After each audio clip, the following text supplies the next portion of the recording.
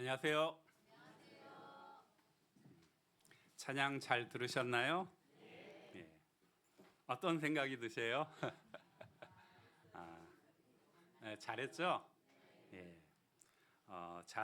잘했는데 저는 또 하나 더 생각이 들었습니다. 뭐냐면 찬양대가 아침에 여기 와서 대강당에서 연습을 하잖아요.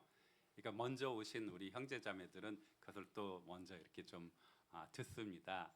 찬양 시간에 딱 와서 그 시간에 딱 하면은 훨씬 더 놀랍고 또 감사할 텐데요. 물론 이제 새로운 교회당은 거기에 찬양대실 있습니다. 그래서 찬양대실에서 연습하고 그리고 이렇게 나와서 이렇게 찬양을 하게 될 겁니다. 그런 날이 내년에는 이렇게 오게 될 것입니다. 아무튼 찬양 잘 들었습니다. 함께 기도드리겠습니다. 하나님 감사합니다. 죄 가운데 살며 소망 없이 살던 저희를 불쌍히 여겨주시고 주님 십자가 보혈로 저희 죄를 모두 다 깨끗게 해주셔서 구원하여 주시고 자녀 삼아 주신 그 크신 은혜를 인하여 감사와 찬송을 드립니다. 주님의 몸된 교회 가운데 저희를 두시고 또 이 악한 세상에서 때마다 일마다 은혜 베풀어 주시는 것 또한 감사드립니다. 더욱더 함께해 주셔서 저희 각자 주님을 기쁘시게 하는 일에 모두 귀 쓰임 받기를 원합니다. 특별히 이 마지막 시대에 이뤄진 영혼들이 주변에 너무나 많이 있습니다. 하나님께서 더욱 자비를 베풀어 주셔서 저의 사랑하는 이들도 모두 다 구원을 받고 천국에 갈 수 있도록 도와주시기를 간구드립니다. 또한 이 땅에서 주의 자녀들 몸이 연약한 자도 있고 또 심신이 또 약한 주의 자녀들도 있습니다. 하나님께서 더욱 두루 살펴주시고 또 회복시켜 주시고 힘과 위로를 주시기를 간구드립니다. 오늘 또 주일 말씀을 통하여 저희가 마땅히 알고 행할 바를 알게 도와주시기를 간구드립니다. 저희를 사랑하시는 예수님의 이름으로 기도드렸습니다. 아멘. 예, 말씀 찾겠습니다. 히브리서 12장입니다. 히브리서 12장 신약 366페이지입니다.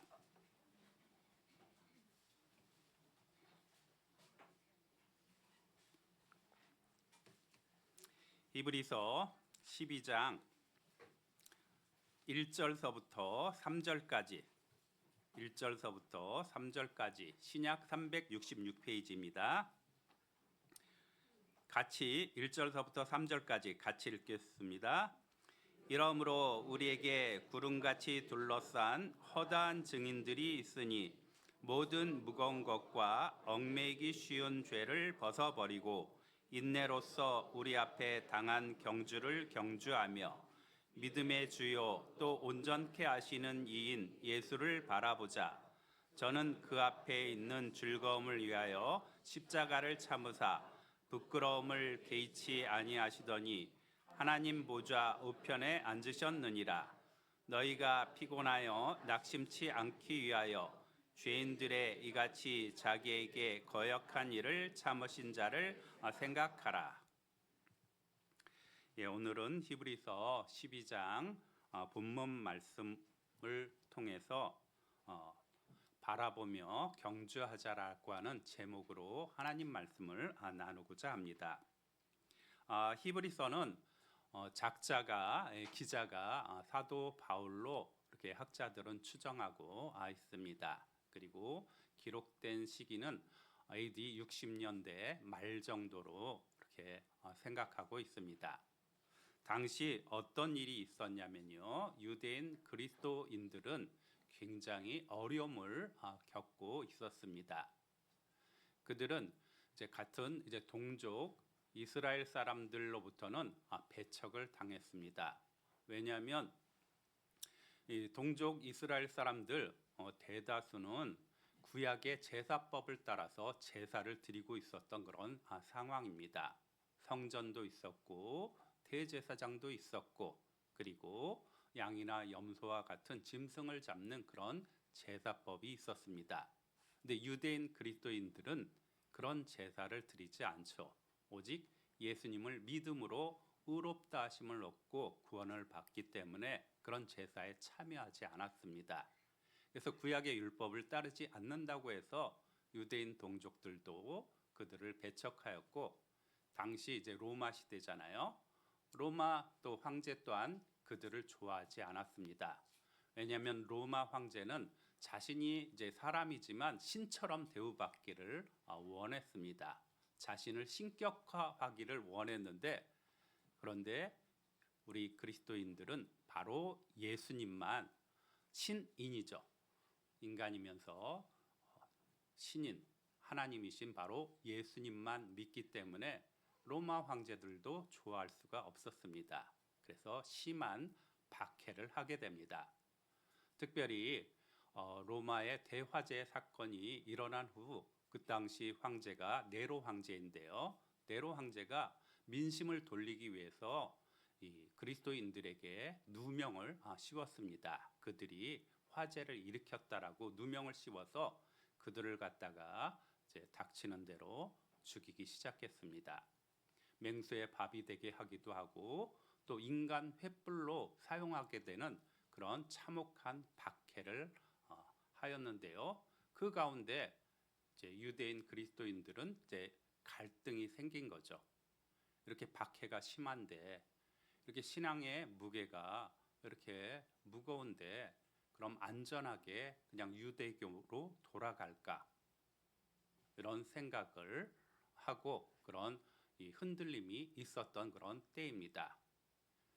그래서 히브리서가 유대인 그리스도인을 위해서 주어진 그런 성경인데요. 그래서 먼저 그들에게 예수님의 탁월한 점에 대해서 말씀해 주고 있습니다.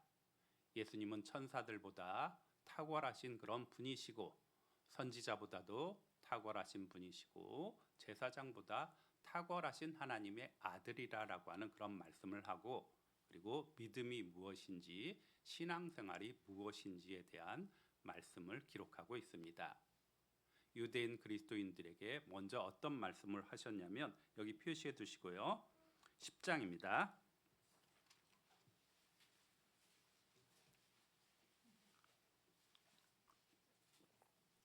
10장 32절입니다. 10장 32절 같이 읽겠습니다. 전날에 너희가 빚을 받은 후에 고난의 큰 싸움에 참은 것을 생각하라. 먼저 무엇을 생각하라고 했냐면 너희가 빚을 받은 후에, 복음의 빚입니다. 복음의 빚이 너희 마음에 비치고 너희가 구원을 받은 후에, 그리고 고난의 큰 싸움에 참은 것을 생각하라. 구원받고 너희가 기뻐했던 것, 그리고 그런 첫사랑을 먼저 생각하라고 하는 것입니다. 구원의 기쁨으로 인해서 너희가 이런 고난도 정말 기쁘게 감수했던 것 먼저 생각하라고 말씀하시면서 신앙생활은 이러이러하다라고 하는 말씀이 오늘 본문 말씀입니다. 다시 오늘 본문 말씀 또 읽겠습니다. 히브리서 12장 1절에서 3절까지 같이 또 읽겠습니다. 이러므로 우리에게 구름같이 둘러싼 허다한 증인들이 있으니 모든 무거운 것과 얽매기 쉬운 죄를 벗어버리고 인내로써 우리 앞에 당한 경주를 경주하며 믿음의 주요 또 온전케 하시는 이인 예수를 바라보자. 저는 그 앞에 있는 즐거움을 위하여 십자가를 참으사 부끄러움을 개의치 아니하시더니 하나님 보좌 우편에 앉으셨느니라. 너희가 피곤하여 낙심치 않기 위하여 죄인들의 이같이 자기에게 거역한 일을 참으신 자를 생각하라. 여기 이 말씀은 그 당시 로마 당시에 사람들에겐 굉장히 익숙한 광경을 들어서 설명한 것입니다. 로마에는 많은 경기장들이 있습니다. 올림피아 경기장도 있고 각 도시마다 도시의 그런 규모 또 도시의 이제 권위에 따라서 많은 경기장들을 세웠고 거기에 특별히 달리기 경주가 있습니다. 거기에는 경주자가 있고 또 관중도 있고 심판도 있습니다.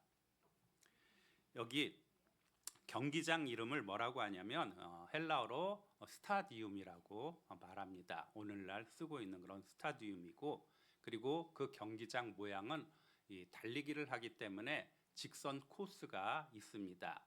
직선 코스에 그리고 길이가 올림피아 경기장을 기준으로 하면 한 200m, 한 192m 정도 이렇게 됩니다. 그리고 양쪽에 반환점이 있어가지고 이렇게 몇 바퀴 이렇게 도는 그런 경기입니다.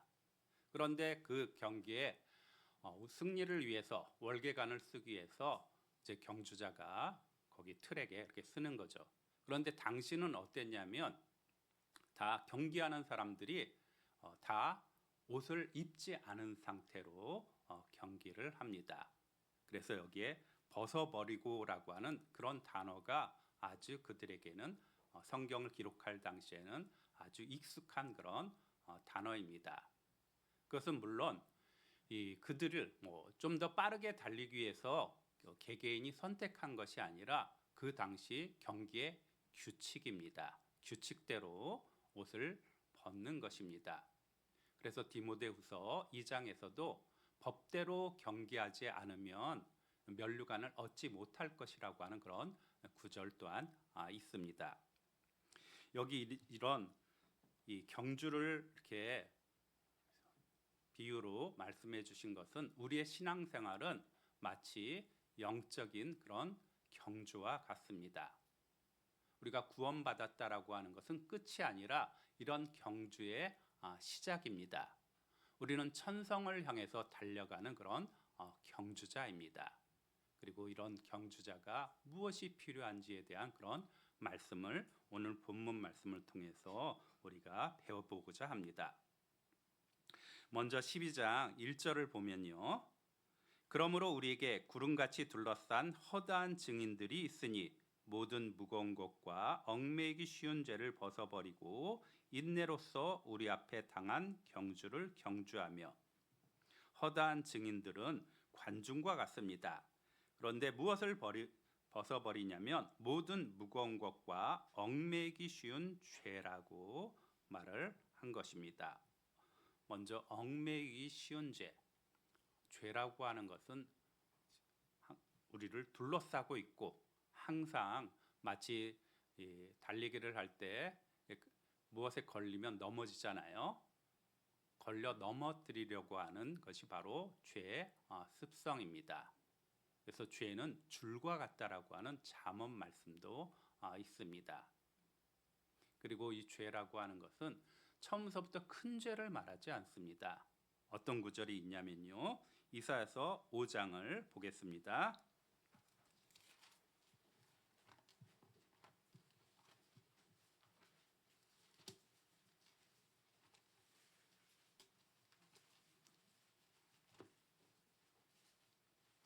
이사야서 5장 18절 말씀입니다.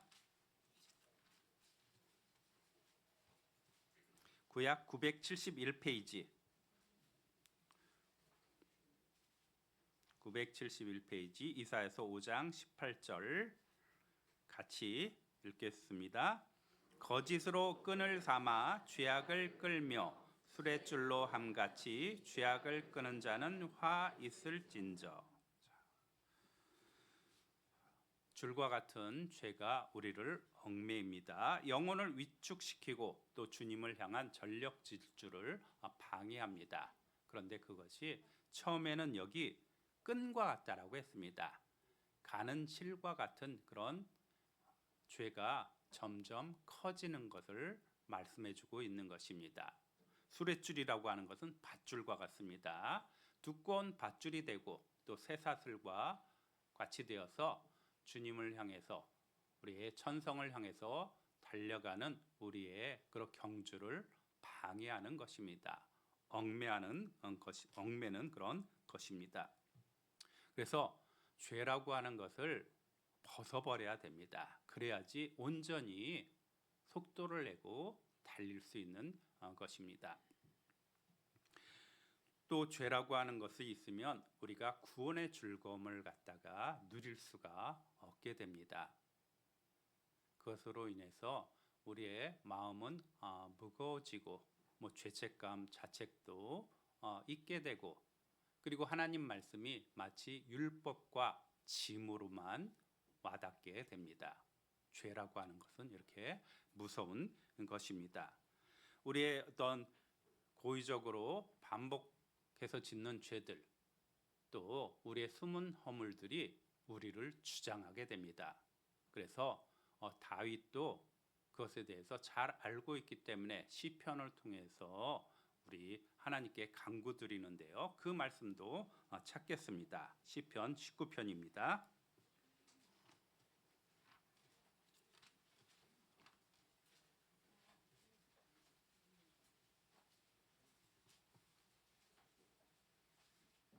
시편 19편 12절, 구약 814페이지, 구약 814페이지 시편 19편 12절, 13절 같이 읽겠습니다. 자기 허물을 능히 깨달을 줄 누구요? 숨은 허물에서 벗어나게 하소서. 또 주의 종으로 고범죄를 짓지 말게 하사 그 죄가 나를 주장치 못하게 하소서. 그리하시면 내가 정직하여 큰 죄가에서 벗어나겠나이다. 숨은 허물에서 벗어나게 해달라고 또 기도를 하였고, 또 주의 종으로 고범죄가 알고 짓는 그런 죄입니다. 이런 죄를 짓지 말게 하소서. 그 죄가 나를 주장치 못하게 하소서. 이런 숨은 허물, 또 반복해서 알고 짓는 그런 죄들이 나를 주장하게 되고, 그래서 이런 영적인 달리기에서 트랙에서 벗어나게 하기도 하고 완주를 힘들게 만드는 그런 것입니다. 이런 죄라고 하는 것을 다 끊어버려야 되기 때문에 이스라엘 사람들에게 하나님이 가르쳐 주신 것이 있습니다. 이스라엘 사람들이 애굽에서 나온 날을 기념한 날이 바로 유월절입니다. 출애굽기 12장에 있는 그런 말씀대로 내가 이 피를 볼 때에 너희를 넘어가리니라고 하는 그 말씀대로 하나님께서 애굽에 있는 큰 장자들을 칠 때 이스라엘 집에 문과 설주에 어린 양의 피가 발린 그런 집은 넘어갔습니다. 그날을 기념하는 날이 유월절입니다. 너물유, 너물월인데요. 그 유월절에 이어지는 그런 절기가 있습니다. 무교절이라고 하는 것인데요. 무교절에는 누룩 없는, 무교가 교가 누룩입니다. 누룩이 없는 그런 음식을 먹었습니다. 그리고 일주일간을 그 절기를 지켰는데 집안에 누룩이 있는지 샅샅이 뒤지고 그리고 그것을 다 태워버렸습니다. 그러니까 누룩 없는 것을 이렇게 강조를 하였습니다. 정말 작은 것이라도 누룩은 죄를 말하고 있습니다. 작은 것이라도 버려야 될 것입니다. 이런 죄뿐만 아니라 오늘 본문 말씀을 읽어보면 주행을 방해하는 것이 있습니다. 모든 무거운 것이라고 하는 그런 말씀이 있습니다. 모든 무거운 것은 거리끼는 것인데요. 달리기에 방해되는 모든 것을 말합니다. 비록 죄가 아닐지라도 달리기에 방해가 되는 것들은 많이 있는 것입니다. 내가 이것만 아니면 신앙생활 잘할 수 있을 텐데 하면서 내 양심이 가르치는 것들은 다 무거운 것에 해당이 됩니다. 달리기 선수를 갖다가 비유해서 사도 바울이 말씀해 주신 것인데요. 달리기 하는 선수가 만약 몸에 무엇을 걸친다고 하면 그것은 분명히 달리는데 장애가 될 것입니다. 설사 그것이 금덩어리를 갖고 금덩어리를 매달고 달린다 하더라도 금 자체는 분명 세상에서 귀한 그런 것일 것입니다. 보배일 것입니다. 그런데 달리기에는 아무런 도움이 되지 않습니다. 그것이 금이든 돌이든 다 무게가 있는 것들은 다 장애만 될 뿐입니다. 우리가 신앙생활하는데 모든 무거운 것들, 그래서 정말 또 무거운 거냐? 그렇지 않은 것도 있습니다. 우리가 이런 것이죠. 전도서 말씀을 읽어보면 나이가 이렇게 많이 이렇게 드시면 메뚜기도 짐이 된다라고 하는 그런 표현이 있습니다. 뭐 메뚜기가 얼마나 무겁다고 하는데 우리 어르신들 많으시니까 어때요? 메뚜기도 짐이 된다라고 하는 그런 분명한 표현이 있습니다.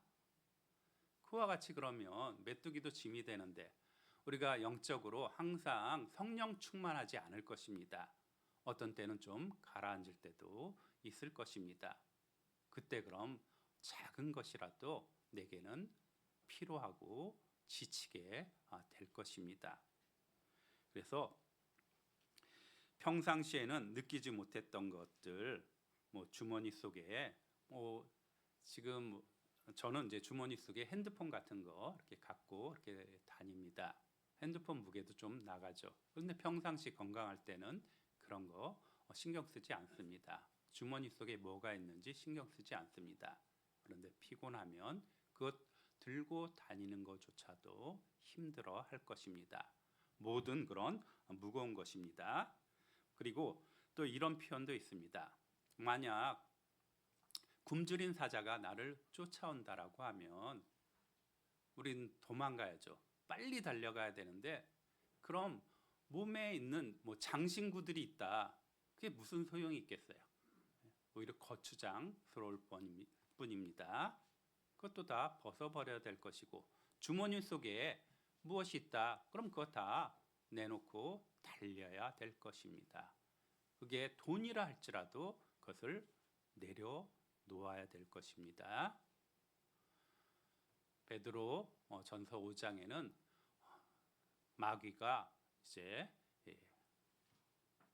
두루다니며 산길자를 찾는다라고 했습니다. 사자같이 두루다니며 산길자를 찾는다라고 하는 것처럼 우리 영적인 그런 달리기에 있어서 그런 무거운 것들은 다 내려놓아야 될 것입니다. 특별히 사도 요한은 무엇으로 우리가 신앙생활 달리기에 무겁게 할까 하면서 요한일서 2장에 대한 말씀을 하셨습니다. 요한일서 2장을 보겠습니다.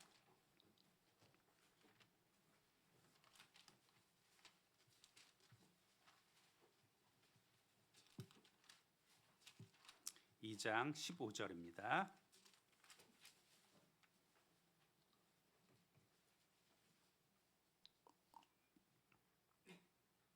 2장 15절에서 15절, 16절 같이 읽겠습니다.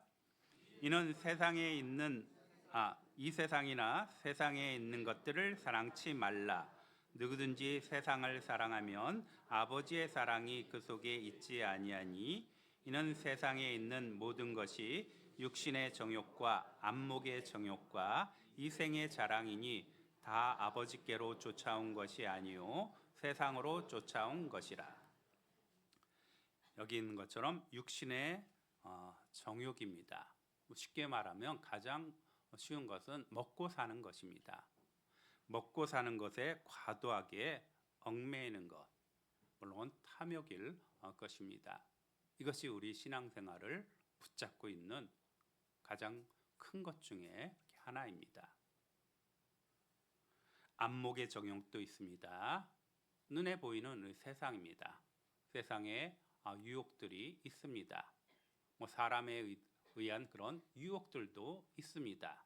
이런 것이 또 우리의 신앙생활을 잘 하지 못하도록 우리를 방해하는 그런 무거운 것들이 되는 것입니다.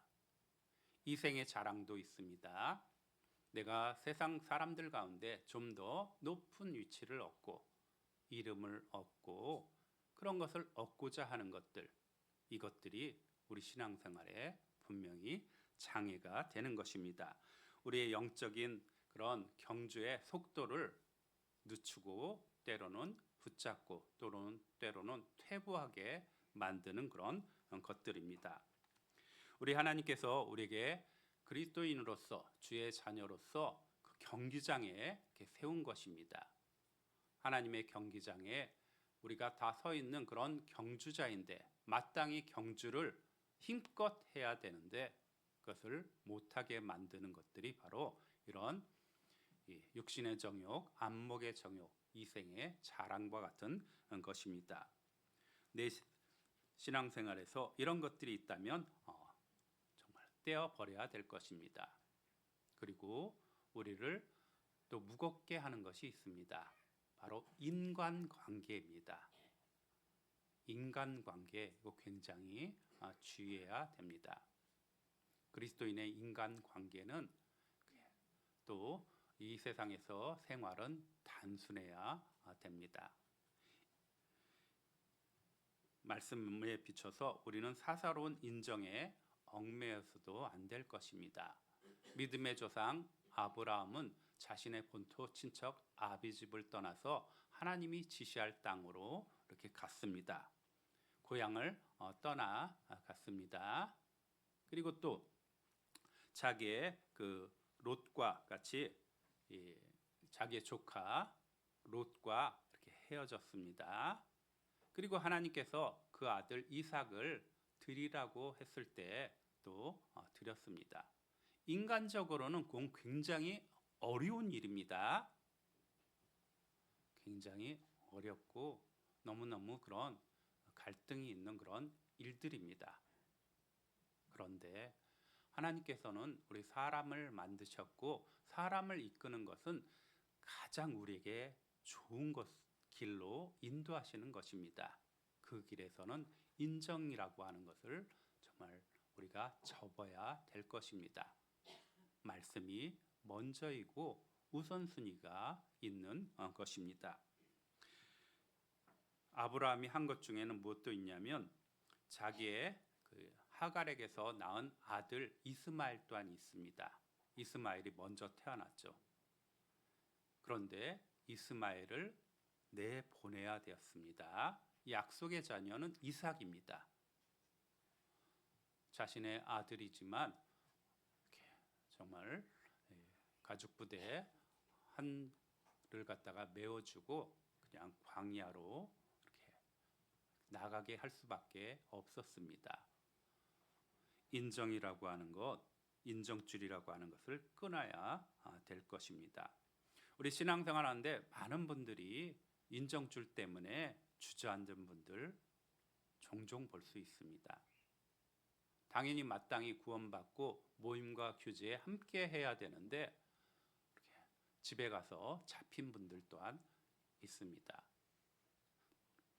제가 신앙생활하는 가운데 경험했던 것 중에 또 하나가 어떤 것이 있었냐면 서울교회에 있었을 때입니다. 저는 교사로서 있었고 저희 학년에 여러 선생님들이 있었습니다. 이제 갓 구원받은 지 얼마 안 됐지만 한 1년 정도 되면 봉사를 이렇게 할 수 있습니다. 그리고 예비 교사로 오신 그런 형제님이 있었습니다. 근데 그 집은 아내가 먼저 구원을 받은 것이 아니라 형제가 먼저 구원을 받았습니다. 그리고 그 가정은 지방에 있었습니다. 그 형제의 마음은 그렇죠. 내가 빨리 가서 이제 내 아내에게 복음을 전해야 되겠다. 뭐 천국 가자고 하는 그런 복음의 이야기 뭐 당연히 잘 받아들일 거라고 이렇게 정말 생각을 한 거죠. 근데 저는 이제 주임으로 있었고 선생님을 보니까 아직 그런 신앙이 되질 않는 것이에요. 그런 시장은 되지 않는데 열정만 마음만 있었던 거죠. 가면 안 됩니다. 신앙이 그래도 좀 어느 정도 되고 건강해야지, 강건해져야지 힘이 있는 것이지 그대로 가면 안 됩니다. 물론 말렸습니다. 그런데 그 말린 것 듣지 않고 내려갔습니다. 다시는 그 형제 보지 못했습니다. 집에 가서 잡힌 것이죠. 특별히 더 그렇습니다. 자매하고 그러니까 아내와 남편이 있으면 아내가 먼저 구원을 받으면 남편을 전도하는 일들이 훨씬 더 많습니다. 남편이 먼저 구원을 받잖아요. 아내가 구원받는 것이 훨씬 더 어렵습니다. 서울교회에서는 한 구원받은 지 한 3, 40년, 30년 이상 됐는데 아내가 여전히 구원 안 받은 분도 있습니다. 참 그러면 대단하다고 생각하죠. 그 아내도 대단하고 그 형제가 대단하죠. 그런 가운데 엄청난 핍박을 받고 있을 텐데 신앙생활을 하는 거 보면 대단하다고 이렇게 생각됩니다. 인정줄인데요. 우리가 또 잘 아는 이 모압 여인 롯도 있습니다. 룻도 있죠. 룻도 자신의 고향을 떠났습니다. 자신의 민족을 떠났습니다. 그리고 삶의 터전을 떠나서 자기 시어머니 나오미가 믿는 하나님의 백성이 되기 위해서 베들레헴으로 왔습니다. 이런 인정줄 끊어야 되는데요. 그런데 반면에 이 미련이라고 하는 것 남아가지고 이제 버리지 못한 사람이 있습니다. 롯의 아내죠. 소돔과 고모라 이런 성들을 하나님께서 멸하실 때 소돔성에 대한 미련이 있었습니다. 그래서 뒤돌아 보지 말라라고 하는 경고를 주었는데 뒤를 돌아보고 그리고 소금이 되었잖아요. 세상에 대한 미련을 갖고 있는 이도 있습니다. 바로 사도 바울의 동역자였던 데마이죠.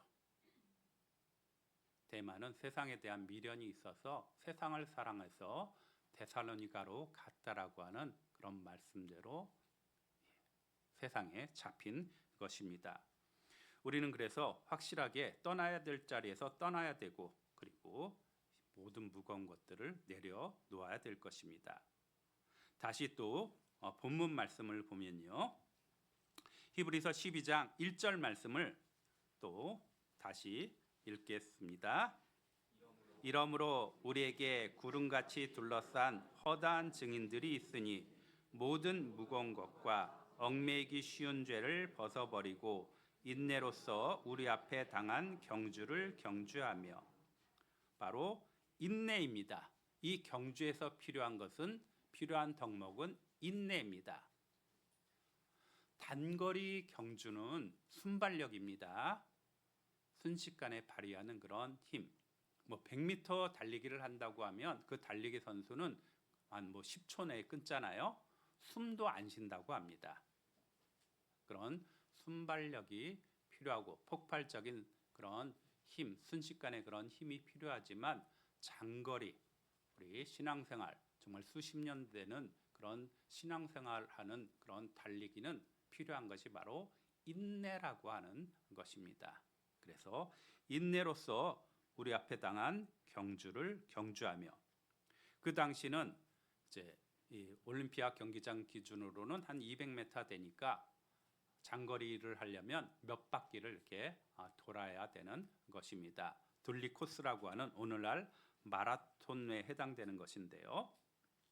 그런데 여기 인내라고 하는 것은 단지 수동적으로 묵묵히 그냥 감내하는 것을 말하고 있지 않습니다. 인내라고 하는 단어는 휘포메노라고 하는 단어를 씁니다.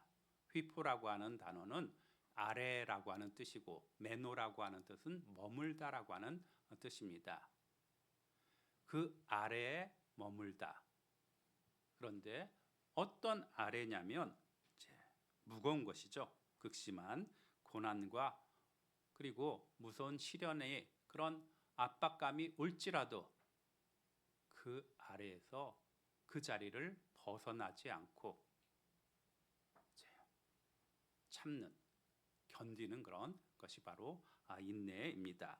영적인 지구력이 필요합니다. 인내가 왜 필요한지는 우리가 또 잘 알고 있을 것입니다. 그런데 성경에서 또 인내가 필요한 이유에 대해서 말씀해 주고 계신데요. 히브리서 10장 36절입니다.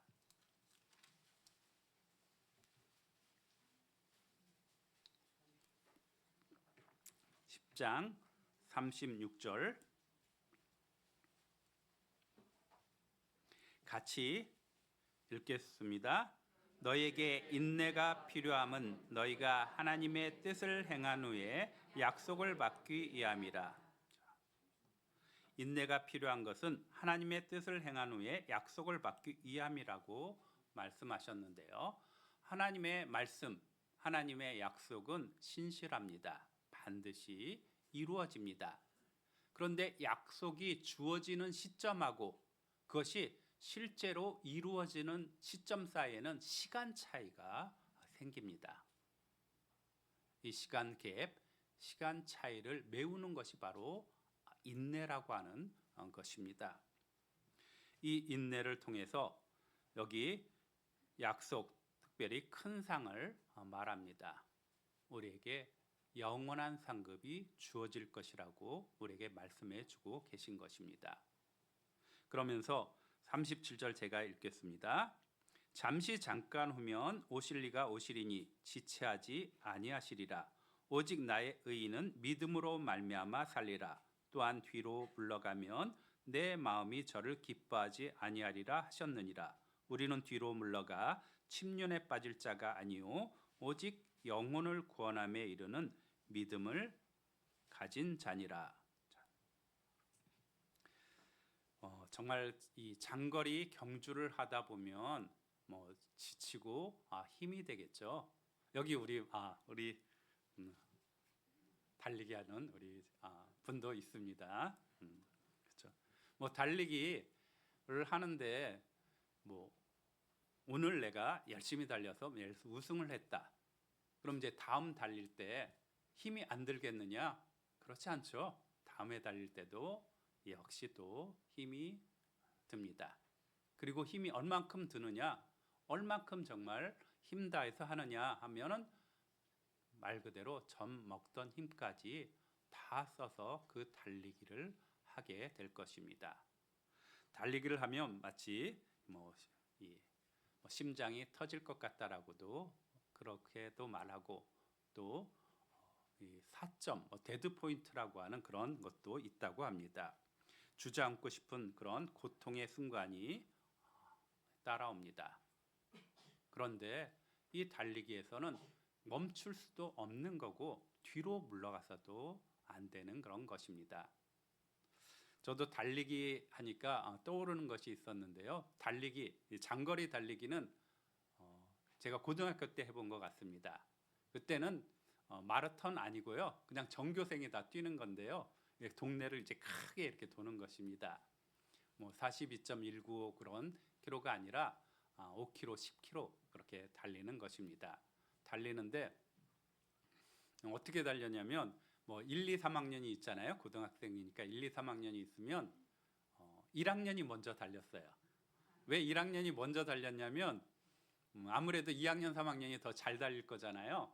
그러니까 이제 잘 달리는 분들이 먼저 이렇게 달리면 학생들이 먼저 달리면 맨 뒤에서 달리면 힘이 더 빠질 거잖아요. 그래서 앞서서 1학년이 먼저 이렇게 달리게 이렇게 합니다. 시차를 두고 이렇게 달리는데요. 저는 그 기억에 나는데 이게 달리죠. 저희 학년과 이렇게 달리는데 한참 후에 물론 저희 학년에서도 저는 당연히 앞장 못 서고 이제 뒤쪽으로 가는데 어느 정도 좀 지나니까 뒤에서 한 무리가 우르르르 오더라고요. 다른 학년이 추월한 거죠. 다른 학년이 추월해서 갔습니다. 비록 그렇게 달리는 것이 물론 힘 굉장히 많이 들었습니다. 그렇죠. 온 힘을 다해서 달리지 않을지라도 힘이 들었습니다. 그렇다고 해서 주저앉은 것은 아니고 달리지 못하면 그 다음에는 이제 걷는 거죠. 걸어서 끝까지 완주를 했습니다. 시간 기록은 볼 필요도 없었는데요. 이처럼 여기 나의 의는 뒤로 물러가지 않는다라고 했잖아요. 잠시 잠깐 후면 오실 이가 오시리니 지체하지 아니하시리라 하면서 나의 의는 믿음으로 말미암아 살리라. 또한 뒤로 물러가면 내 마음이 저를 기뻐하지 아니하리라라고 말씀하시면서 우리는 어떤 사람이냐면 뒤로 물러가 침륜에 빠질 자가 아니라고 했는데 이 침륜은 멸망입니다. 우리는 멸망에 빠질 자가 아니라 구원에 이르는 믿음을 가진 자가 아니냐라고 하는 것입니다. 우리는 영혼 구원을 받는 그런 믿음을 가진 자가 아니냐. 믿음을 가진 자가 뒤로 물러가거나 가만히 서 있으면 안 된다라고 하는 그런 말씀입니다. 우리의 달리기를 방해하는 것들이 또 있습니다. 그것은 또 사단 마귀입니다. 사단 마귀가 우리에게 달리기를 잘 하지 못하도록 나쁜 생각, 또 습성을 넣어주게 됩니다. 마치 날카로운 칼을 조금씩 무디게 만드는 것이에요. 깨어있는 영적인 사람인 우리를 갖다가 점점 주님과 멀어지게 합니다. 어떤 일을 통해서 하냐면 이렇죠. 우리가 매주 이렇게 주일날 참석해서 함께 말씀도 배우고 교제에 이렇게 참석합니다. 그런데 이렇게 하는 거죠. 이번 주일 정말 일이 있는데 한 번 빠지면 어떨까 하는 것이죠. 자, 한 번 빠졌습니다. 한 번 빠졌는데 아무 일도 없었습니다. 그것으로 인해서 징계도 없고 어떤 삶의 변화가 별로 없는 것 같았습니다. 그냥 유지되는 것 같았습니다. 그런데 그 한 번이 두 번이 됩니다. 그것을 결국 집회 말씀을 들을 때 대집회와 같은 집회 말씀, 매일같이 듣던 집회 때마다 매일같이 듣던 그런 집회 말씀을 띄엄띄엄 듣게 되고 또 때로는 집회 말씀을 한 해 몇 차례 있는 집회 말씀 거의 못 듣는 경우도 이렇게 생깁니다. 또한 해마다 가던 우리 학예 수양회가 있습니다. 이번에 일이 있는데 빠지지 이렇게 하면 결국 수양회도 멀리하게 되고 우리 주님도 멀리하게 되고 결국은 이 달리기 트랙에서 벗어나게 되는 것입니다. 사단은 처음서부터 큰 것을 노리지 않습니다. 처음서부터 주저앉게 하지 않습니다. 조금씩 무디게 하는 것이죠. 여기 아무 일도 그냥 그 작은 것 자기 씨는 차이를 처음에 잘 모를 것입니다. 이것이 방심이죠. 방심이고 착각인 것입니다. 분명히 시간이 되면 그렇게 차이가 벌어지고 트랙에서 벗어난 이들도 있습니다. 그리고 어떤 이는 트랙에 들어왔다 나갔다 하는 이들도 있습니다. 신앙생활에 그런 참된 맛을 맛보지 못하고 또 우리에게 약속한 영원한 그런 상들을 놓치는 그런 안타까운 그런 것입니다. 성경 말씀에는 작은 것에 충성된 자가 큰 것에도 충성되이 행할 거라고 말씀하셨습니다. 작은 것도 놓쳐서는 안 되는 것입니다. 우리 아가서 말씀도 보겠습니다. 아가서 2장입니다.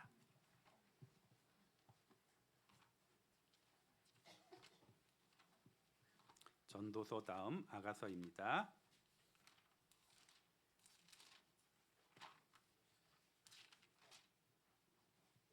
아가서 2장 15절입니다. 아가서 2장 15절. 구약 961페이지 같이 읽겠습니다. 우리를 위하여 여우 곧 포도원을 허는 작은 여우를 잡으라. 우리의 포도원에 꽃이 피었음이니라. 아름다운 포도원을 무너뜨리는 것은 눈에 띄게 큰 그런 멧돼지와 같은 것을 말씀하고 계시지 않습니다. 눈에 잘 안 띄는 작은 여우라고 했습니다. 포도원은 하나님께서 피로 세우신 교회도 말하고 그리고 마찬가지로 주님의 피로 산 우리 주님이 내 안에 계신 바로 우리 또한 말합니다. 근데 이것을 허는 것은 작은 여우라고 하는 것입니다. 작은 여우가 포도원을 허는 것처럼 우리의 심령을 이렇게 피폐하게 만드는 것입니다. 방심해서는 안 될 것입니다. 특별히 또 여기에 저희는 어르신들 많이 있습니다. 근데 어르신들 정말 건강이 허락하는 한 말씀과 교제에 꼭 이렇게 함께 하기를 바랍니다. 이제 얼마 남지 않았습니다. 이 믿음의 경주에서 완주, 정말 아름답게 완주하는 그런 어르신들 되기를 정말로 소원합니다. 자, 그럼 이런 모두에게 이제 인내로서 경주하는데요. 그럼 이 인내, 모두에게 경주에 필요한 인내는 어떻게 얻는지에 대한 말씀입니다. 야고보서 1장입니다.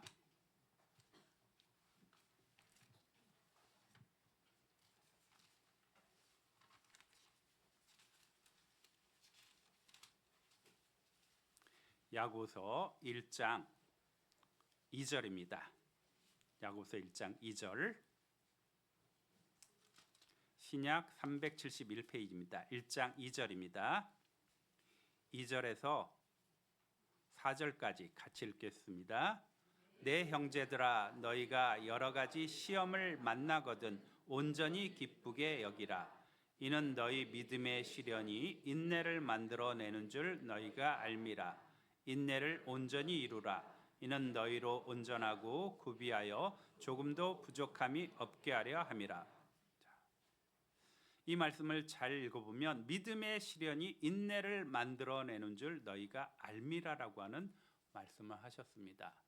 그러면 우리가 보통은 인내는 뭐 타고난 거다라고 이렇게 말을 하곤 합니다. 근데 성경은 인내는 타고난 것이라고 말씀하고 계신 것이 아니라 믿음의 시련이 인내를 만들어낸다라고 말씀하고 계십니다. 영적인 인내는 세상에서 참는 것하고는 다른 것입니다. 세상에서 물리적인 그런 고통이 있다. 그걸 참는 것은 선천적으로 이렇게 할 수 있는 것입니다. 근데 영적인 인내는 다릅니다. 믿음의 시련이 있을 때, 그런 어려움이 있을 때 믿음의 방패를 들고 견디는 사람이 바로 인내심이 커지는 것입니다. 하나님께서는 우리에게 복과 은혜를 베풀어 주시려고 합니다. 그런데 그것이 하나님의 타이밍, 하나님의 시간이 있습니다. 하나님은 우리에게 그 시간을 기다립니다. 그리고 우리 또한 그것을 기다리라고 말씀하셨습니다. 기다리는 자가 복이 있는 것입니다. 기다린다라고 하는 것은 바로 인내이죠. 어려운 가운데, 그런 가운데 참고 견디는 그런 인내가 더욱더 커지기를 원한다고 하면 더 많은 믿음의 시련을 겪어야 될 것입니다. 믿음의 시련을 겪었던 다윗과 같은 분들은 인내심이 정말 강하겠죠. 성경 14권을 기록한 사도 바울과 같은 분들은 인내심이 보통 사람과 다를 것입니다. 그런데 본래는 우리와 같이 성정이 같은 사람입니다. 믿음의 시련이 인내를 가져다 줍니다. 참지 못했던 사람들에 대한 이야기, 또 참았던 사람들의 이야기가 우리 구약 성경을 통해서 볼 수 있습니다. 참지 못했던 사람은 이스라엘의 첫 번째 왕 사울이죠. 사울은 기다리지 못했습니다. 블레셋과의 그런 전쟁에서 제사를 당시에 이 제사장인 사무엘이 드려야 되는데 사무엘이 일주일간 기다리라고 했는데 그것을 못 기다렸습니다. 블레셋 군대는 많았고 그리고 사울을 따르는 그런 군대는 600명밖에 되지 않았습니다. 시간이 가면서 한 명, 두 명씩 다 흩어져 나가고 있는 그런 상황 속에서 사울은 자신이 도를 넘은 것이죠. 선을 넘은 것입니다. 사무엘이 드려야 되는 그런 제사를 스스로 번제를 하나님께 드렸습니다. 그리고 그 직후에 사무엘이 왔습니다. 사울이 그 몇 시간만 더 참았으면 됐을 텐데 사울은 그것을 참지 못하였고 하나님이 명하신 것을 어기었습니다. 결국 그의 왕조는 바뀌게 되었고 다음 왕은 다윗이 된 것입니다. 이에 반해서 다윗은 기다리는 그런 사람이었습니다. 분명히 자신이 왕이 될 것이라고 하나님의 약속을 받았습니다. 근데 현실은 사울에게 쫓겨다니는 그런 상황이잖아요. 자신이 분명히 약속을 받았기 때문에 자신도 자신의 무리를 이끌고 이렇게 왕에게 대적할 수도 있었잖아요. 근데 결코 그러지 않았습니다. 하나님의 시간이 올 때만을 기다렸습니다. 그리고 사울에게 대적하지 않았습니다. 숨어 도망 다녔습니다. 하나님의 때가 오기를 기다렸고 그리고 결국 왕이 되었습니다. 기다리는 사람과 기다리지 않는 사람이 있죠. 정말 또 잘 참은 사람은 우리 구약에 나오는 욥과 같은 사람이 잘 참았죠. 욥에 대한 그런 말씀도 찾아보겠습니다. 야고보서 5장이죠.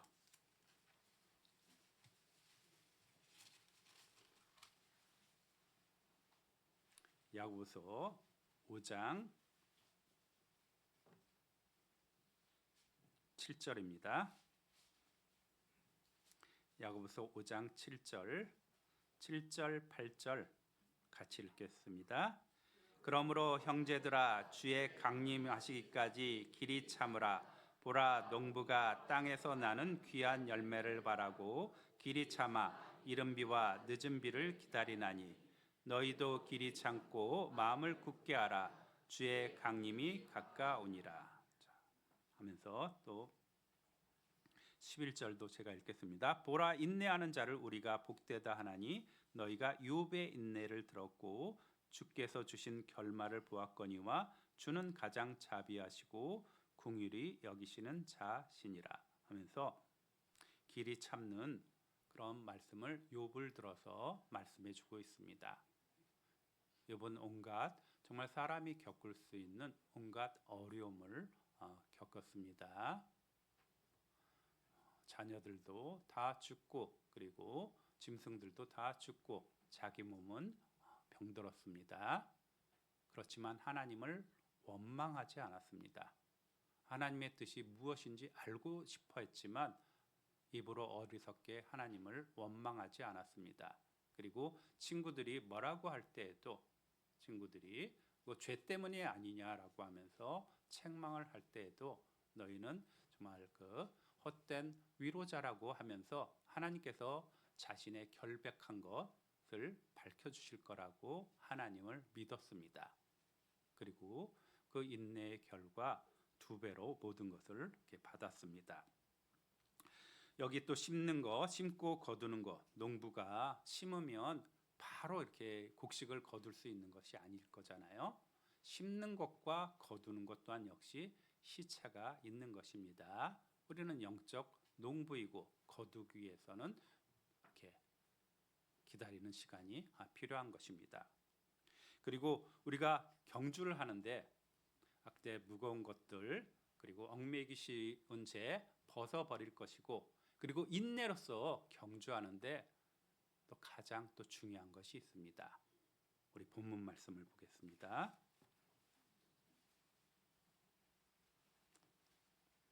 12장 2절입니다. 12장 2절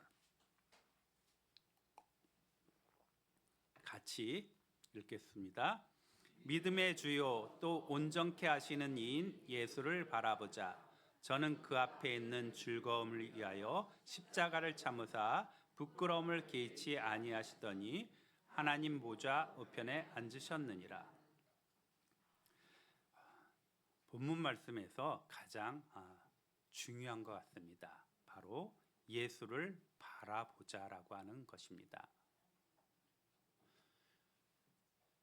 여기 로마에서 경기를 할 때, 달리기를 할 때 그들이 이제 직선 코스를 달립니다. 그리고 이제 돌아와야 되는데요. 그런데 그 반환점이라고 하는 거죠. 반환점이 있습니다. 여기 달리기 선수는 그것을 바라보고 달려갑니다. 표대라고 하는 것이 있습니다. 우리 믿음의 경주에 표대는 바로 우리의 주님이십니다. 우리 예수님을 바라보자라고 하는 그런 것입니다. 예수님은 어떠신 분이냐면요, 믿음의 주요 또 온전케 하시는 이인 예수를 바라보자. 우리말로는 이렇게 나와 있는데요, 믿음의 주요라고 하는 것이 믿음의 창시자입니다. 그리고 온전케 하시는, 완전케 하시는 예수를 바라보자라고 하는 그런 것입니다. 목표 지점이 있습니다. 이 달리기에 대한 말씀은 고린도전서 9장에도 있는데, 고린도전서 9장에서도 사도 바울이 내가 달리기를 하는데 향방 없이 하는 것 같이 하지 않는다. 방향 없이 하는 것 같지 않는다. 만약 방향, 목표를 잃어버리게 되면 결승점에 도달할 수 없을 것입니다. 그런데 우리 주님은 믿음의 주요 온전케 하시는 그런 이인데요, 믿음의 주라고 하는 믿음의 창시자, 다시 말하면 이 경기를 개척하신 분이 바로 예수님이십니다. 그리고 이 경기를 주관하시는 분이 바로 예수님이십니다. 또 여기 완성케 한다라고 하는 것은 심판자이시면서 마지막에 월계관을 씌워주시는 분이 바로 예수님이십니다. 예수를 바라보자. 그런데 예수님은 그냥 하늘 위에서 이렇게 바라보는 그런 관중이 아닙니다. 또한 이렇게 우리가 경기장에 가면 관중들은 어떻게 해요? 관중들은 본인이 직접 경기에 참여해요? 아니면 소리 지르고 응원만 해요? 응원만 하죠. 근데 우리 주님은 그러신 분이 아닙니다. 여기 믿음의 주요라고 하는 것이 선구자라고 하는 그런 뜻도 갖고 있습니다. 예수님이 직접 이 경주를 달리시고 완주하신 분입니다. 높고 높은 하늘 보좌에서 내려오시고 사람의 몸을 입으시고 이 믿음의 경주를 실제로 완주하신 분이, 최초로 완주하신 분이 바로 우리 주님이십니다. 그리고 우리에게 이런 믿음의 경주를 할 수 있도록 주관하십니다. 세상에서는 어떤 경기를 주관하려면 많은 어떤 재물들이 들어가겠죠. 우리 주님께서도 치르신 것이 있습니다. 주님의 피로 모든 대가를 다 치러주셨습니다. 그리고 이 경기를 열고 우리가 이 신앙의 경주를 할 수 있도록 문을 열어주신 분이 바로 우리 주님이십니다. 그 주님을 바라보라고 하는 것이에요. 우리 주님은 어떠냐면 경기를 마치셨습니다. 그래서 2장 여기 끝에 보면 하나님 보좌 우편에 앉으셨느니라라고 했잖아요. 하나님 보좌 우편에 앉으셨습니다. 우리 주님께서 우리가 져야 될 죄로 인해서 그런 수치와 그런 부끄러움도 있습니다. 고난이 있습니다. 우리 주님께서 대신 지신 것입니다. 우리는 우리 주님을 바라보고 달려가야 되는 것입니다. 주님께서 결승점에서 의의 면류관을 들고 우리를 기다리고 있는 것입니다. 주님만을 바라보기 때문에 어떠냐면요, 말씀 그대로 주님을 바라보기 때문에 옆에 누가 달리는지, 옆 라인이 나보다 더 빨리 달리는지 그거 신경 쓸 필요가 없습니다. 낙심할 필요도 없습니다.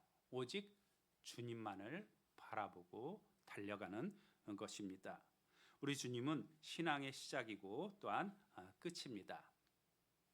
근데 우리 주님께서 여기 말씀을 또 읽어보면 12장 2절에 믿음의 주여 또 온전케 하시는 이인 예수를 바라보자. 저는 그 앞에 있는 즐거움을 위하여 십자가를 참으사 부끄러움을 개의치 아니하시더니 하나님 보좌 우편에 앉으셨느니라.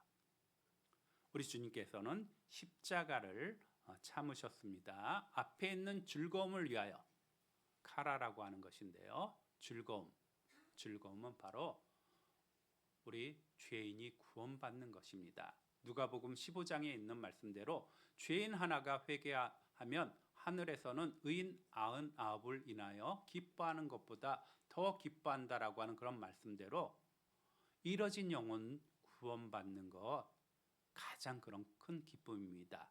이 기쁨을 위하여 십자가를 참으셨습니다. 부끄러움을 개의치 아니하셨습니다.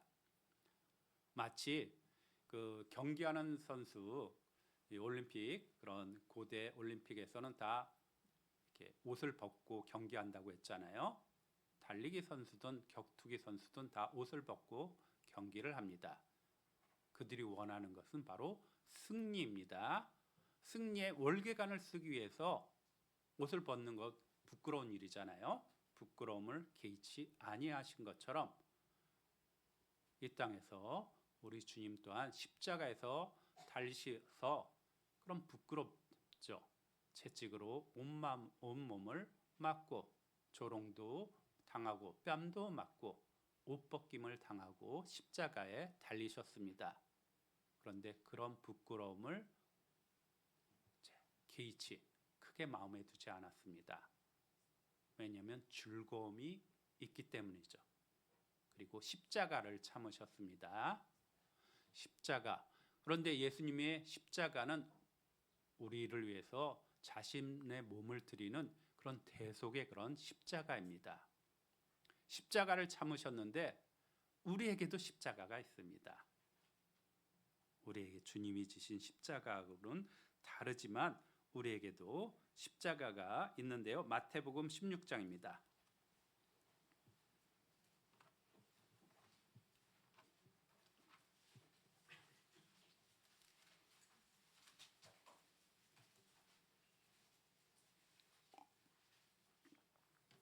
마태복음 16장 24절입니다.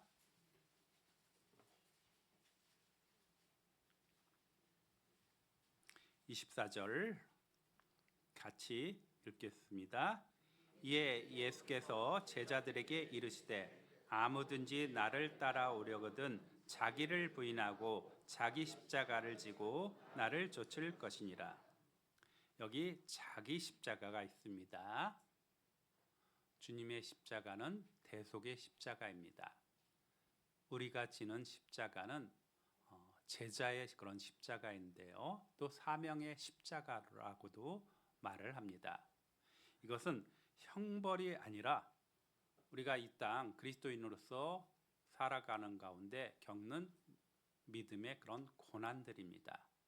이것을 지고 나를 따라오라고 말씀하셨습니다.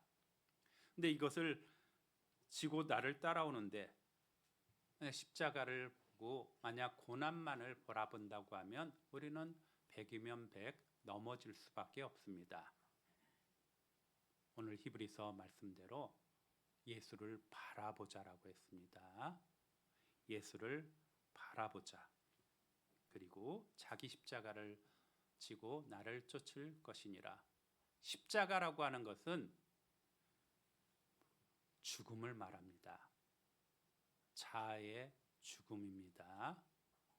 내 자신을 위해서 사는 것이 아니라 주님을 위해서 사는 것이고, 내가 사는 것이 아니라 내 속에 그리스도가 사는 것입니다. 십자가를 지고 가는 것에는 또한 수치 또한 있습니다. 그리스도인으로서 세상에서 사람들에게 조롱받을 수 있습니다. 그런데 그런 부끄러움 당연히 개의치 않아야 될 것입니다. 우리에게도 즐거움이 있습니다. 영원한 상급 또한 있습니다. 그런데 중요한 것 십자가를 참는 것입니다.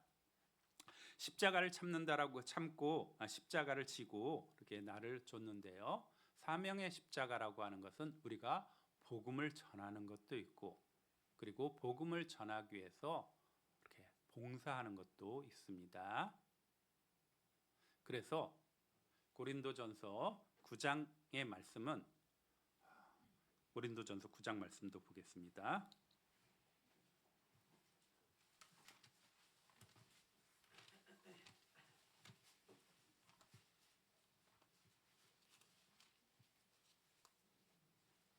9장 24절입니다. 24절.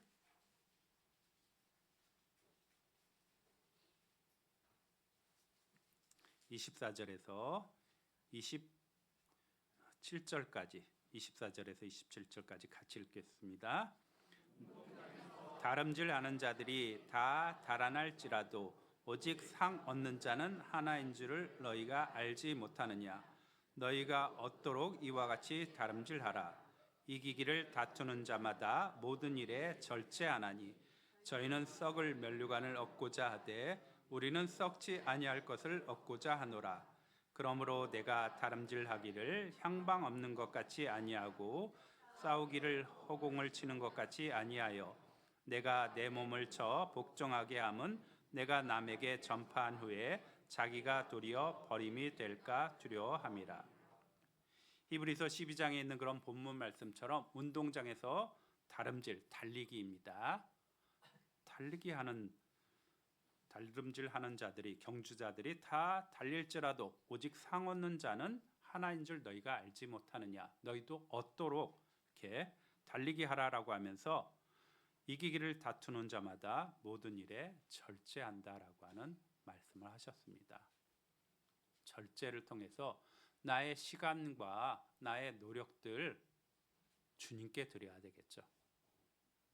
그래서 교회 가운데 함께 복음을 전하는데 그런 봉사와 같은 것을 해야 되는 것입니다. 그리고 내 육신을 쳐서 철저히 복종시키는 것이 또한 필요합니다. 또 이제 다시 마지막으로 말씀을 한번 또 본문 말씀을 이렇게 보겠습니다.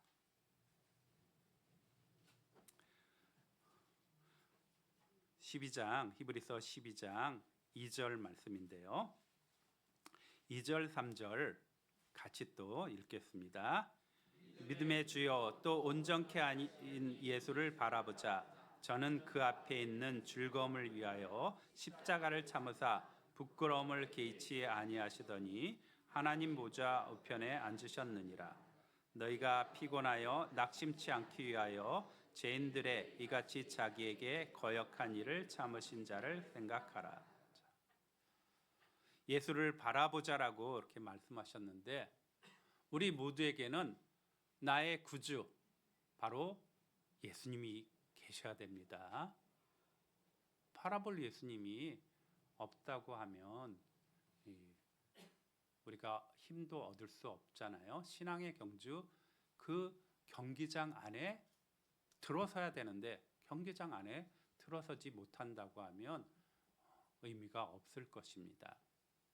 먼저 경기장 안에 내가 경주자가 되려면 내가 그리스도인, 주의 자녀가 먼저 돼야 될 것입니다. 그리고 이 예수를 바라보자라고 했을 때 세상하고는 완전히 다릅니다. 세상에서는 그 당시 경기장도 길이가 한 200m 정도 됩니다.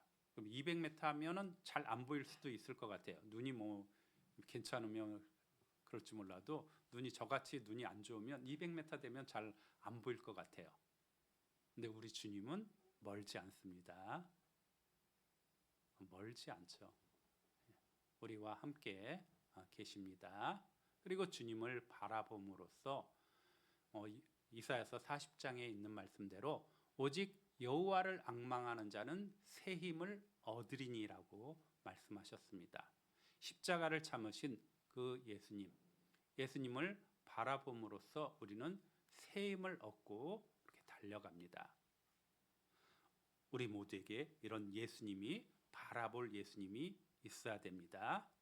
그리고 또한 우리가 피곤하여 낙심치 않기 위해서 뭐라고 말씀하셨냐면 3절을 또 같이 또 다시 한번 읽겠습니다. 우리가 피곤하여 낙심치 않기 위하여 죄인들의 이같이 자기에게 거역한 일을 참으신 자를 생각하라. 우리가 신앙생활 정말 수십 년간의 그런 신앙생활입니다. 어쩌다가 또 혹 우리가 피곤하고 낙심한 그런 상태에 있을 수도 있습니다. 그때 주신 또 말씀입니다. 피곤하여 낙심치 않기 위하여 죄인들의 이같이 자기에게 거역한 일을 참으신 자를 생각하라. 참으신 자를 생각하라고 했습니다. 죄인들의 자신에게 대적한 그 대적을 참으신 자를 생각하라. 그런데 이 생각하라고 하는 것이 그냥 잠깐 이렇게 생각하는 것 아닙니다. 바라보자라고 하는 것도 그냥 잠깐 이렇게 힐끔힐끔 보는 걸 말하는 것 아닙니다. 시선을 고정시키는 것이고, 그리고 여기 생각하라라고 하는 것은 원어로 무게를 비교하라라고 하는 그런 뜻입니다. 참으신 예수님과 그 무게를 생각하라. 너가 겪는 고난과 예수님이 겪은 고난의 그런 무게를 한번 재보아서 비교해봐라 하는 거죠. 내가 세상 가운데 당하는 그런 억울함 있겠죠. 그런데 예수님은 죄 없으신 분께서 채찍도 맞고 조롱도 당하셨습니다. 비방을 당했습니다. 그럼 내가 겪는 그런 어려움들, 내가 겪는 그런 수치들, 주님이 겪은 그런 수치, 주님은 정말 죄가 없으신 그런 분이시잖아요. 그리고 하나님의 아들입니다. 창조주이십니다. 이 피조물, 바로 인간 세계에 와서 조롱받아야 될 그런 이유 아무것도 없습니다. 세상을 다시 시작할 수도 있습니다. 다시 모든 사람을 다 만들고 다시 시작할 수도 있습니다. 그런데 그분께서 겪는 것과 한번 비교해봐라. 너의 억울함, 주님의 억울함하고는 비교할 수 없을 것입니다. 그것을 비교해서 재보라라고 하는, 재봐서 정말 비교하라고 하는 그런 말씀입니다. 너가 겪는 또 어려움도 있죠. 고난이 있죠. 내가 아는 또 수고가 있습니다. 봉사에 대한 그런 수고가 있습니다. 그런데 그것하고 주님이 자기 목숨을 많은 사람의 대속물로 주시기 위해서 십자가를 지셨습니다. 그 수고하고 한번 비교해 봐라. 십자가 아래서 비교해 보면 우리가 이 땅에서 겪는 것들은 아무것도 아닐 것입니다. 십자가에서 겪었던 그런 고통 또한 우리가 상상할 수 없는 그런 고통이잖아요. 당시 개발된 그런 사형법 중에서 가장 고통을 주는 방법이 바로 십자가입니다. 그런 것, 이 땅에서 우리는 겪어볼 사람 없을 것입니다. 주님이 겪었던 것하고 한번 비교해봐라. 생각해봐라. 그래서 그럼에도 불구하고 주님은 완주하였습니다. 완주하였고 너희도 오라고 말씀하셨습니다. 그리고 또한 이제 마지막으로 이제 12장 1절을 보면 1절에 이런 말씀이 있습니다. 그러므로 우리에게 구름같이 둘러싼 허다한 증인들이 있으니, 이것은 당시 경기를 할 때 관중과 같습니다. 올림피아 그런 경기장에는 한 4, 5만 명이 들어간다고 했습니다. 그들이 막 응원을 하겠죠. 그런데 우리의 영적인 이런 달리기 응원자가 있습니다. 응원자들은 히브리서 11장에 나오는 믿음의 선진들입니다. 그들도 이 달리기를 다 완주했습니다. 그들이 응원을 합니다.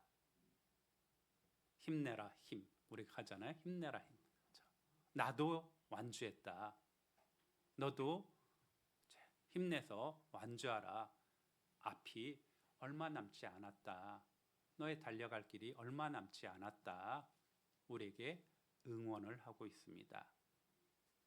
허다한 이런 증인들, 관중들이 우리를 응원하고 있습니다. 주님은 우리에게 상을 주시기 위해서 기다리고 있고, 앞서 달려간 우리의 많은 그런 믿음의 선진들 우리를 응원하고 있습니다. 사도 바울은 자신이 마지막으로 기록한 서신이 디모데후서입니다. 디모데후서 또한 찾아보겠습니다.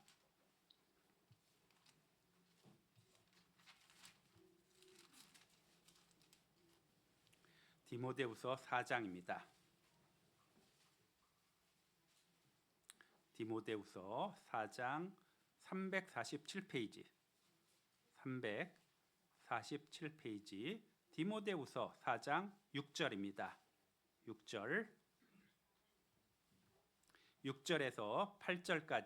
6절에서 8절까지 같이 읽겠습니다. 관제와 같이 벌써 내가 부음이 되고 나의 떠날 기약이 가까웠도다. 내가 선한 싸움을 싸우고 나의 달려갈 길을 마치고 믿음을 지켰으니 이제후로는 나를 위하여 의의 면류관이 예비되었으므로 주 곧 의로우신 재판장이 그날에 내게 주실 것이니라.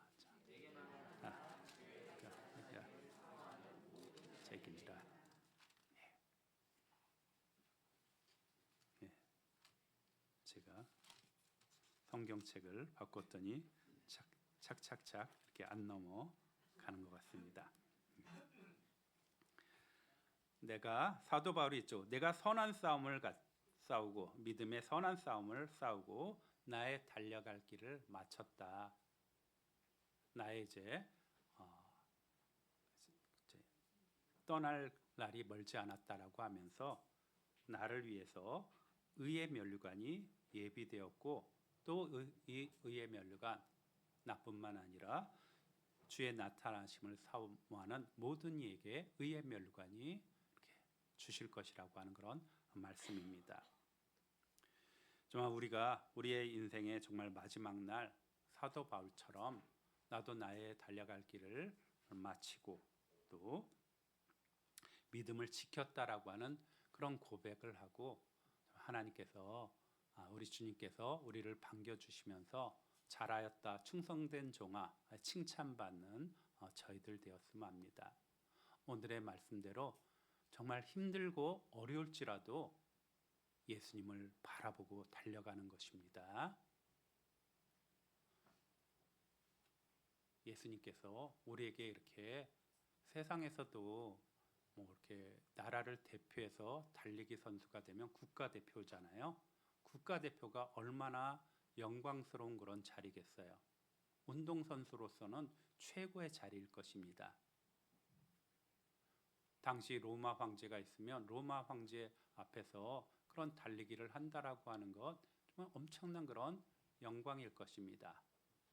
세상에서도 그러한데 그러해서 얻을 것은 그냥 썩을 면류관이라고 했습니다. 근데 우리는 썩지 아니할 것을 얻는다고 말씀하셨습니다. 그 믿음의 대열에서 힘들고 어려울 때마다 주님을 바라보고 주님을 생각해서 이 믿음의 대열에서 결코 뒤로 물러가지도 않고 멈추지도 않고 앞으로 힘껏 달려가는 우리 형제 자매들 되었으면 합니다. 말씀 마치겠습니다. 하나님 감사합니다. 오늘 말씀대로 신앙의 경주에서 주님만을 바라보고 살아가는 저희들 되도록 도와주시옵소서. 또 수치와 또 고난 정말 주님께서 먼저 또 당하셨고 감당하셨사오니 저희 또한 주님만을 바라보고 이 믿음의 대열에서 끝까지 또 힘있게 달려가는 저희들 되도록 도와주시옵소서. 이제 다음 달 하계 수양회가 진행됩니다. 저희가 기도하고 있는 또 많은 영혼들 하느님 품으로 인도되도록 도와주시옵소서. 저희 교회는 또 봉사 또한 합니다. 하나님께서 전도와 봉사 모든 것을 다 잘할 수 있도록 넉넉히 감당할 수 있도록 도와주시기를 간구드립니다.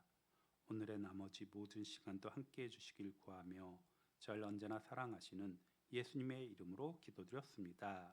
아멘. 찬송가 465장입니다.